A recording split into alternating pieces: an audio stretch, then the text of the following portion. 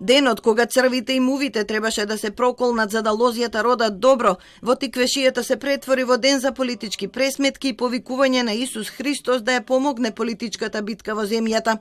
Владиката Агат Ангел уште еднаш ја стави својата црковна мисија во функција на политиката. Во придружба на градоначалникот Митко Јанчев, лидерот на ВМРО ДПМН е Христијан Мицкоски и други свештени и цивилни лица, прво побара ова свето место да се исчисти од муви и оси за да даде добар род, а потоа повика Божја помош и за партискиот лидер кој го придружуваше во закројувањето на лозјето.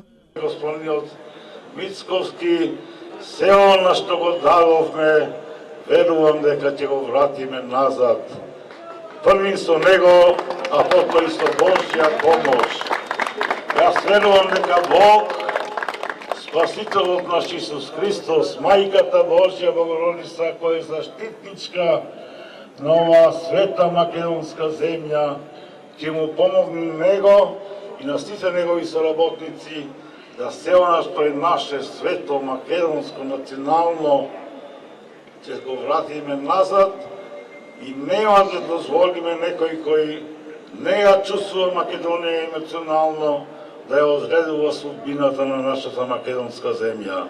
Владиката Агат Ангел ја извалка и мантијата и црквата, реагираше министерот Горан Милевски, кој овие зборови ги слушна на лице место како учесник во одбележувањето на празникот. Мислам дека е срам за мантијата која што ја носи и повеќе му прави срам на црквата, отколку што тој самиот си прави срам за себе си, бидејќи да беше свесен што зборува, тоа немаше да го кажи.